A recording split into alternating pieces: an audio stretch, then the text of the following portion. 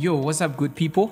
Welcome to yet another interesting episode of the Orange App podcast.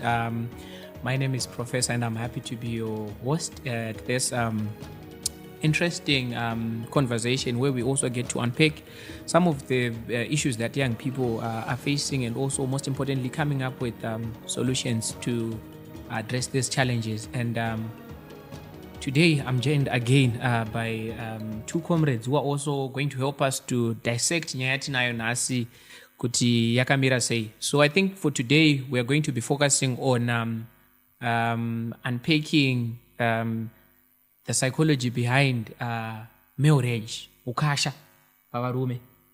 Right, so without going further, I would then just give you the platform, comrades. Introduce Indiana Aripo. Okay, thank you so much, Professor, for the platform. Madi Majiz. So,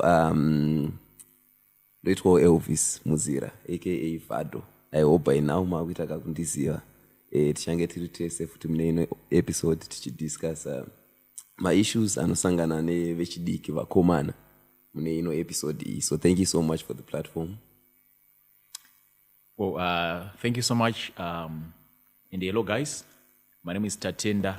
I'm happy to be on this platform to share my insights and my understanding with regards to this issue. I'm well known as Kumene out there, so I think by now also makuta mchizoti Kumene ndevape ndevaneta nezve saka tichange tiri pano takakula down chita discuss. Yeah, thank you. Wonderful.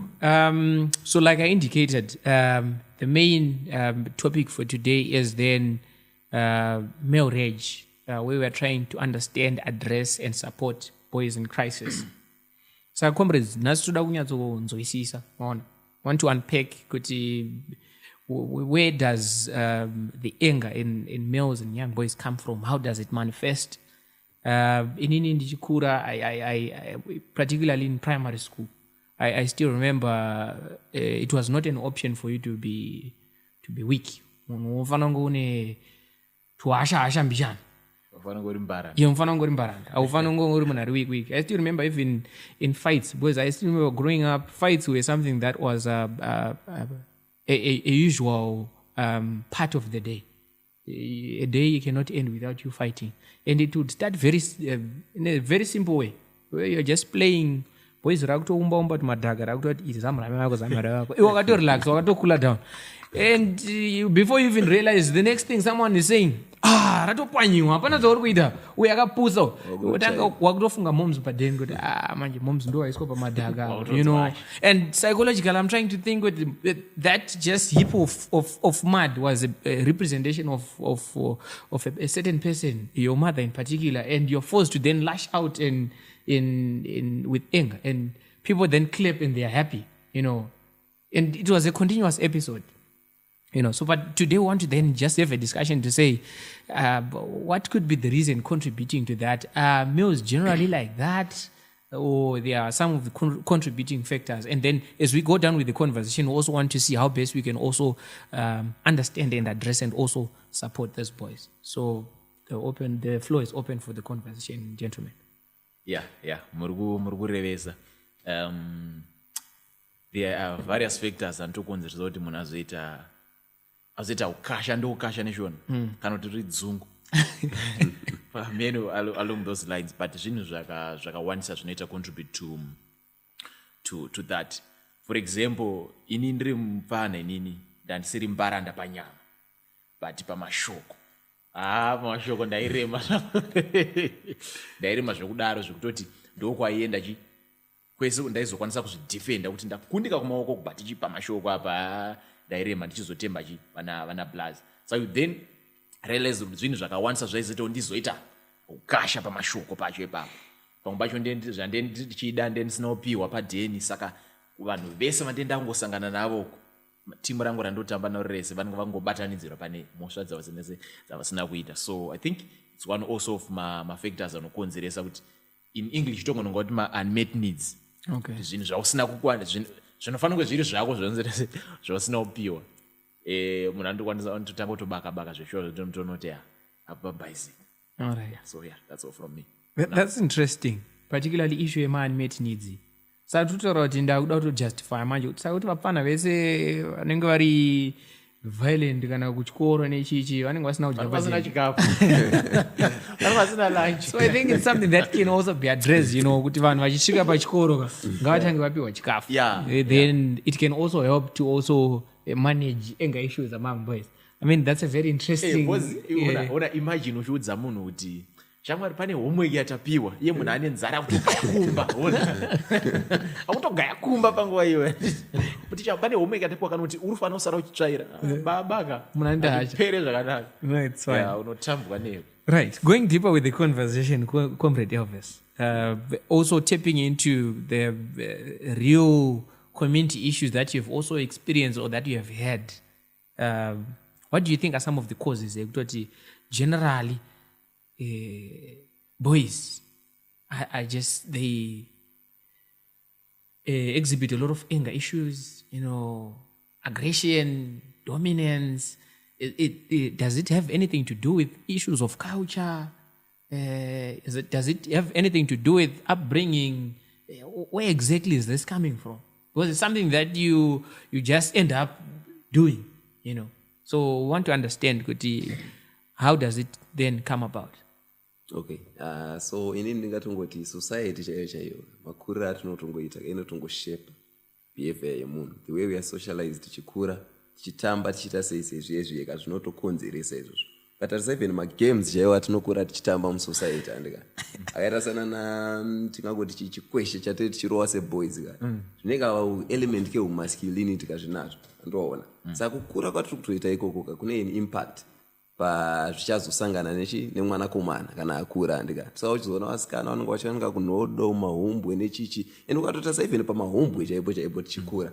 Pane patone tumatraits tunototaka kubuda andika kuti baba ava ndimai andika ava ndisisi ndichichi. Saka zvinhu zvakaita seizvo zvinotokonzeresa andoona. Tochitarisa even kwatinokurira isu sadza chairo raunodya iwe ka. Unotoratidza kuti pane musiyano uri papa. Sadza rinorohwa nemuG andika uchitarisa chikafu chinochirohwa nemabhebhi andika zvakatosiyana. Saka ka element ikakandongobudisa even ma-issues erage chaiwo andika kuti vakomana vada kutoratidzira kuti no isu tiri pamusoro tinenyaya dzepatriarchy andika pakuti isi tichikura zvotongunza nochi varume chaiwo andika vane simba rakawandisa kudarika mabhebhi. Saka ndo zvinhu zvotokonzeresa izvo mukukura kwatetichita. Saka hasha pamwe pacho wauda kuzvitarisa unotoona kuti pane ma-natural instincts andika agara atongoripo kudhara andika kuti munhu achikura genetics mahormones chichi andika zvakatosiyana. Side revakomana karogona kunge riri justified pakuti ndo makuriro avanenge vakaita andika that's the way yavanenge vakaita se vakaraiswa unlike vasikana. So ini panyaya yesociety ndikutongoti kusocializwa kwatinoitwa tichikura paipaika zvine zvazvinokonzeresa zvine impact panyaya dzerage yedu andika wakutotarisa kuti munhu ukasha waari kuita andika hausi kungobva from nowhere andika but pane zvinhu zvaakatokura kana maexperiences chaiwo munhu zvaakatokura achitoona zvichiitikana kana mudheni. Tochitarisa even yo kutokura kwawaita uchitoona kana mudhara andika kana muchembere mudhara achitongoita ukasha kana chichi andika unopedzisira wasocialized kuzvinhu zvakadaro izvo kuti uchikura andika zvinhu zvawatojaira kuti no I think mupesa anofanira kuita se kungoita hasha kutongobesta nekudidi andika. So ndo dzimwe nyaya dzinenge dzichibuda. Endo katatarisa even kana mumarelationships chaiwo mukudanana kwatinenge tichiita andika kana mukudanana kunochita maface nemabhebhi chichi utoona kuti pane dzimwe nhara andika dzinenge necessary. Mujia rinotongoratidza kuti nochi ndiri mupesi panapa but unoona zvisi necessary. Pamwe pacho kutoona kuti wakadyiwa munharo andika but manje inyaya yekuti makuriro atinenge takaita manje ndo ari kukonzeresa kuti tizobeste out andika. Saka zvinhu zvitongori matiri majizi toda kutoratidzira kuti aiwa hai ndakatopenga ndini handina zvandoitwa inini. Saka zvinhu izvozvo manje so majustifications acho anenge akawandisa ekuti waiwa vanhu vechikomana vachizoita se vachizopedzera kuita ukasha mumwe wacho usitori necessary unotoona mutanga kutoshamiswa zvabvakuita ukasha andika chii zvabvepa andika musinganzwisisi. So I think ndo mamwe maissues anokonzeresa nyaya idzodzi. No, I think that's a very interesting opinion coming from Elvis. And I think chandanyanya tofarira ndechekuti mukomana ari kuti zvonito hanzi neamount yesadza ari kuenda kuindicata kuti ma-energy levels anenge aine boys akawandisa kudarika evasikana. So then I think I'm also proposing futi because tofanira kunge tichibuda futi nemasolution wafura maportion esada munhu ngasapiwa sadza rakawandisa because munhu akapiwa sadza rakawandisa people are becoming violent because they are getting too much food from home. You know what, panga achitaura pane zvinhu zvandafunga panga achitaura zvekuti maculturals watu ndabva ndafunga kuti pane mumwe mutupo yekuti indongoziva unzi uyu ndinganapopota. So I think ndo zvimwe zvekuti vakomana takatokura nazvo zoti kana vari vana soko vakomana vachanofanira kuita hasha dzekuti nemusika wekuti unofanira kunzi kuti aiwa zvokuti you can easily tell kuti aiwa uyo ndisoko ukambvunza kuti mutupo wako ichii still remember utori kumaraini so mwana otora dombo tema window musiyei mwera unatosiwa kadaro but so zvinozotanga kumanifesta nekukura undozoona mumwe muna kuti muri majizi takagara zvatikaita zvati muchitoita something mumwe munhu akangoti akangoboy kana kana kuti akangoita reflection anofunga zvinonza muri sei zambati ndakutofamba navo I think that one, the point that you're bringing out is very important to say.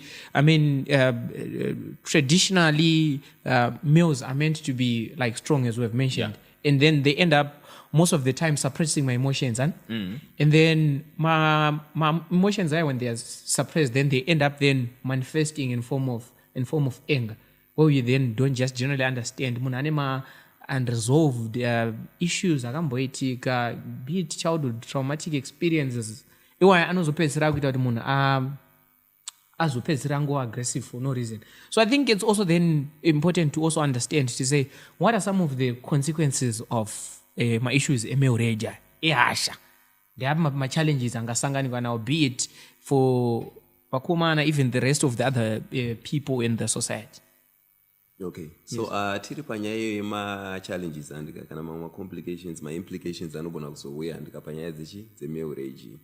Ndopata kutarisa kuti nyaya dzakaita sekana mental health chaiyo andika vanokomana andika. You'd find kuti with the way yavanenge vakuzviexpressa vakubesta out, somehow munhu atoka kana mudepression andika munhu atokanganisika mental health yake akutoda rubatsiro. And pamwe pacho find kuti titori neprevalence yemacases aita semasuicides akawandisa kusaidi revakomana. Imwe nyaya yacho iri kutika ndeyekuti ukaona vakomana andika havakwanisi zvezvo zvokuti zvinoita kana mabhebhe andika mubhebhe akanoti ani zviri kumunetsa kana kuti anotanga kuchema kana kutotaura nemapeers kana kutotaura nevamwe vanhu kuti ndine zvinhu zviri kundinetsa mujola hausi kunyatsofamba zvinhu zvakamira so, but it's different manje nesaidi revakomana. Vakomana it's either they best out and akuti hasha kana kuti hasha dzacho dzogona kuzosvika kana pasuicide, munhu agona kana kutema nedombo kana kuita sei zvisiri necessary. So you'd find kuti ndo mamwe ma-implications arigona kuuya. Then nyaya dzakaita sekuti munhu through besting chaiyo munhu akutongona kutongorisuta to drug and substance abuse andoona because ada kuedza kukopa neaggression yaanayo neukasha waanenge anawo kuti maybe akaita se akarowa mabeers, akarowa madrugs, akarowa mutoriro andika anogona kukopa nezvinhu zvaanenge aita se achisangana nazvo.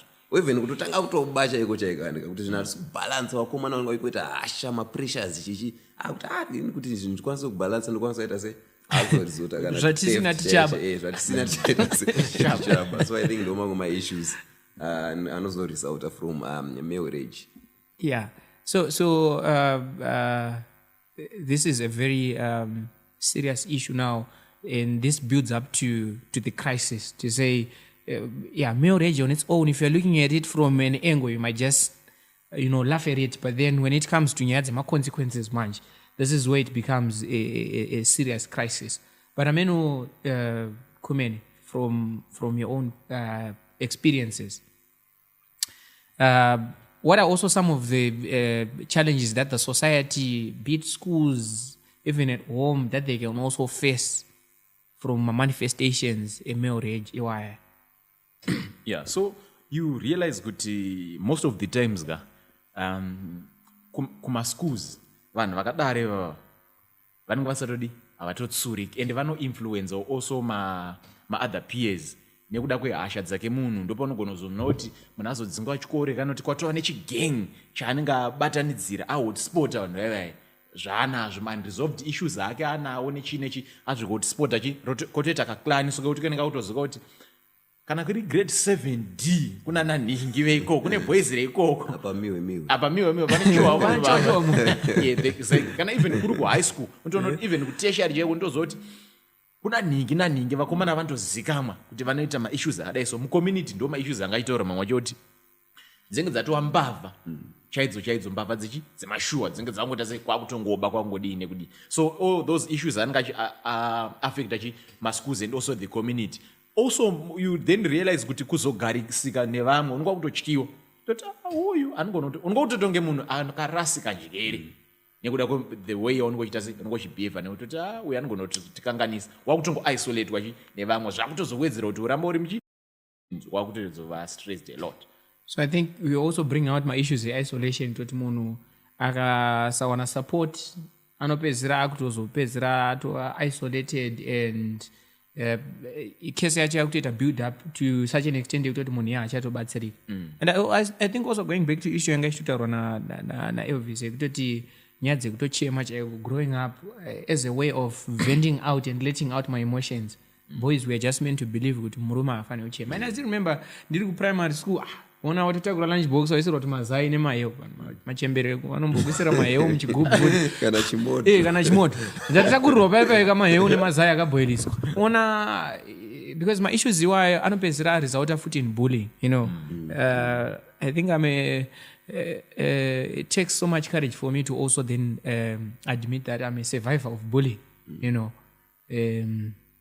Ndakasika angoenda kuchikoro saka ndingori kampana kadiki, but you still remember mvesi uyu aitouya otoita se ototi right waire lunch box yangu totomubuditsira pai otochema ototi but mahewu acho haana kuiswa shuga yakakwana mana mukoma wangu chichi mahewu angu erona ini ndotomada wasina shuga yakawanda ona my first days ndaitomboda iso otomhanya toilet unovhara door ochema. So I think ndakazozvisiya after ndatoteerwa kutoilet vanhu vakutouya kutoungana padoor ona kutochema zvekutochema nguva kana 20 minutes uchibuda so kuda kutrai kupukuta misodzi yakazara kumeso vanhu vari kuseka mabhebha akazara patoilet vakomana nechichi. So I think zvinhu zvakatozokanganisa kutoti in terms of trying to be expressive ona you start to then suppress my emotions on. So I think this is then leading us to a very important conversation now to say, how does then the society, the family and the community become very supportive now that we understand the dynamics of issues around marriage?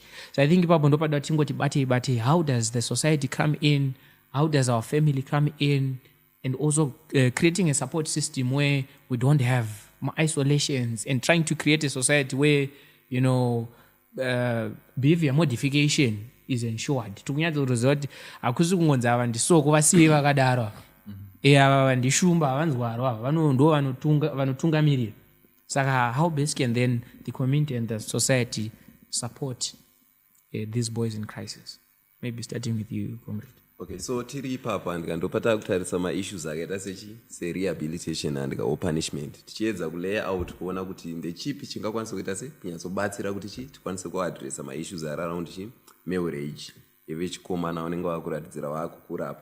So isi tikutarisa kuti family chaiyo it's a point of immediate intervention kuti kumba chaiko ndokunototanga kuita kusolvwa zvinhu zvakaita seizvi because pane mamwe mafactors atachitaura aya akaita childhood experiences kukura kunenge kuchitoita mwana chaiko zvinhu zvaari kuexperiensa mumba ari kutoona kana mudhara achita sei achipopotera moms achita sese zvaakurizauta kuti mwana apedzera akuitawo se akutoitawo ukasha. So isi tikuti it begins at home. Kumba ikoko chii chatiri kuita sevabereki kana kuti sevanhu maguardians ari kugara nevechidika ava tiri kutaura chii chatiri kuita kudzimba kuti tiite tikwanise kuadressa maissues aanogona kuzokonzeresa macrisis around marriage. So ndopata kuona isi kuti tiri padena chiitaiwo make sure kuti imi sevabereki kana semaguardians anoziva kuti mune mwana wechikomana akukura akuita sei itai make sure kuti zvinhu zvamuri kuita pachizvinya zvisi kuaffecta mwana uyu so it's a start point of call yekutoti ndokunokwanisa kuita kutanga kuzviadressera and then maybe taakupinda even mucommunity macho takutarisa even nyaya dzesocialization idzedzi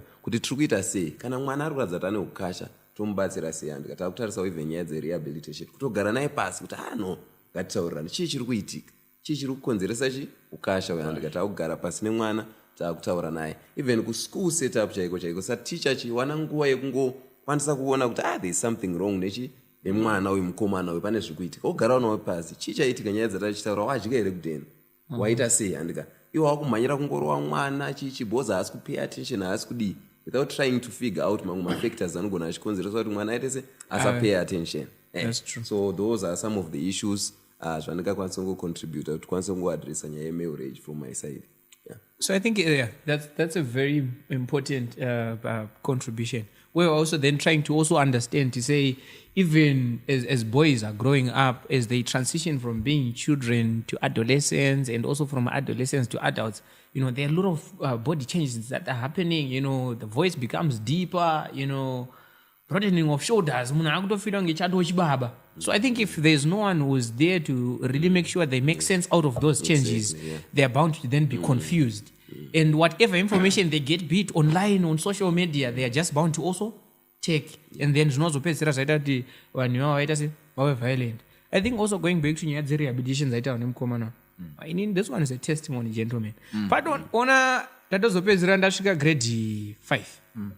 takutozoitwa muprefect paipai waitwa muprefect but uindwa muprefect uneka body kakadai so ona apo waitwa muprefect nenyaya yekupuza here kana kutongwara ayo yekutongwara right taitwa muprefect paipai ka pakunzi vanhu ngavachinonga mapepa unozoto waiti wasvika to mhitsa dzaunongoda kuti dzinonge mapepa so wotonzi da kuti vanhu vari apo avo vadzoke vanonga mapepa ndaita unosvika ndaoni mablazi mukuona chii ngatinonge tese tainonga tese tototi mablazi mae ndikunongere ndita sei ndikutambidzei mapepa ona but I think at some point zvakatozopedzera zvaita kuti kutozobhulika kudzikire but mazuva ano taakujima yes so going on with the conversation Tatenda with the issue of online subcultures and even the extent where parents are busy trying to chase money, put the bread and butter on the table.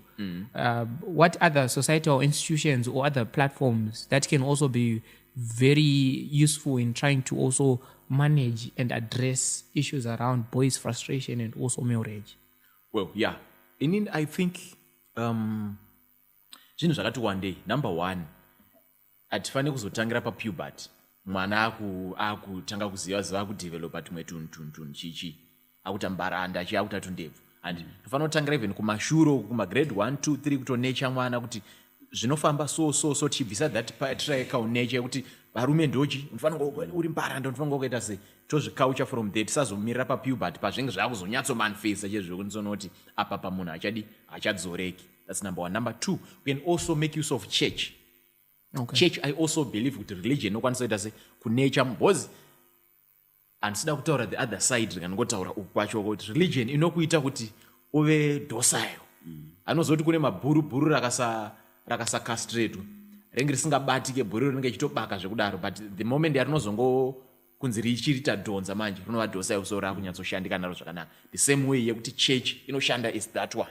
Kuti kana ukaenda kuchechi uchienda kumasunday school uchidzidziswa kuti kuyouth kuno kuti tinobehave so mweya muchena ndai zvinechi unokwanisa kuita sei kubatsirikana kwadzoreka kuita munhu. Saka religion inokwanisa kuti so kubetsera. Then going back to nyaya yataura naElvis, punishment and rehabilitation is good but we can also add an aspect of reward. Kuti aita zvakanaka tomupa something handitika so that vamwe vanoona then anenge achibhaisa obva apanichwa. But punishment yacho inouya pari pan2. Pane imwe punishment yekuti munhu ari kubehave maybe ari kuita zviri violent haakwanise kuwana rehabilitation munhu iyeye anotoda punishment kana zviri zveshamu potopinda shamu then mumwe ari kungobehavewo asiri kunyanyisa asiri kuenda muextreme probably ndiye akuda rehabilitation. So also reward inoshanda zvakare kuti apiwa reward yoonekwa seexample kuti mukuona zviri kuita uyu that's how we want you to behave saka kuti takutomupa chakati takutomutengera chakati and so forth. Saka izvozvo zvinokwanisa kumotivata vamwe kuti saka I think abehavior yaka ndiri kuita ka ndofana kusiya kuti at least ndikwanisa kuwanawo reward but so I think that's a very interesting dissection of then the feasibility between punishment and also rehabilitation. Where you are saying, as a society, are we supposed to be strict with the boys, or are we also supposed to take a compassionate route? So I think it differs from scenario to scenario, where punishment serves to also send a signal that this is undesirable behavior. Then rehabilitation to say, after that this is undesirable, we are also then taking you into support. So I think generally where we are going with this conversation is to say, trying to address some of the myths and misconceptions, to say men are not generally violent. Men are not violent. Men and boys are people also peace-loving. you know, provided that they are brought up in a community where there's also peace and love. Tine rudo izvi. Yes. Kumene muna rudo here. I think tichazobvunza vanhu vamoswera now. But anyway, I think this has been a very interesting conversation which can not only end here, which can also even continue with the participants also engaging in what they also think are some of the causes of male rage and how best can it also be addressed. And I think from this conversation, our biggest finding is that men are not violent, boys are not violent. And we need to also ensure that we have safe spaces, be it in the schools, be it in our homes, be it in the society in general, to also raise men, to also raise boys into men, boys who are also responsible into responsible men. Raising boys into men who do not also beat women, who are not abusive, who are not also violent. So I think it also begins with our families, our society, and every other platform that also interact with this. And I would also want to believe that each and every sector plays a very important role in issues to do with behavior modification. I still remember uchitobuda padheni chaipo moms vanenge vachitoti iwe dzoka paneyo unoenda wakadai so vanenge vachiti uri kubva kupi uda kuti nyadzisa iwo. So I think it's a responsibility or a collaborative responsibility from both platforms where you have the families here, the society, and the various institutions within the society. So I think it is also very important to also know that there are various avenues to seek help when you want to address issues around male rage and also violence. Firstly, we have our call center, which is reachable via toll-free number 577, where we also have our trained social workers and psychologists to also talk to you, and so that you also understand what you'll be going through. And even within the schools where, you know, these kids are coming from, we have counseling departments, we have the chaplain, kana zvatonetsa zvakutange zvimwe china ona munhu ngatomboneta se pfugame anyengetero. Then we also try to make sure that we are raising a peace-loving human being, not an animal. Yes. So I think thank you very much. Maybe before you conclude, there's something that just came to my mind. Kuti, at times you then realize kuti the presence the other gender, my females, inogona kuita kuti ini ndi-act in a manner yamusingazive mese imini. Ngoti nekuti pane musikana apa padhuze neni, bhebhe rangu riri apa, kana kuti handine maladies vakuda se vakundiona. Kuti muntu oshamisa ndikomene ari kubehave ndakutobaka pakuti mai hazvite zvamukundite zvazviti nienda kuti pane influence ndinongona kuti apa mabhebhi manje ndakazoona kuti ndakapusa ndakutobehave ndakutova violent and so forth. Saka ndizoti iyo tinoitora as a contributing factor kuti presence yevasikana inoita kuti inini ndione kuti ndiri kufanira kufadza mani mabhebhi and so forth. Maybe you might not discuss it here, we leave it to the comment section. But I think it's a very interesting point, because ndopataita nyaya dzekunzi vanenge vachitonzi kumene vada kuratidzwa ndo domina, vada kunzi kumene vane mangoromera mangoromera vanobuda kana pabuda mabhebhi. So I think especially pane bhebhi rauri kunyatsoda. Yes. So I think iyo nyaya iyoyo ndo inotozoresa kuti even in issues to do with mabullying chaiwo unoona kuti mitori neboys mamuchitowirirana zvakanaka na pabudikira mabhebhi kumene vakutondizorambama havachatobati. So yeah, I think this is a very interesting conversation that can go for days. So I think we are now even reaching out to our audience to also participate through comments and also trying to share their views so that we really come up with constructive findings and also, most importantly, solutions to really make sure that we have our well-groomed boys and also our responsible men. From us, we thank you. Catch us in the next episode. Thank you. Majis.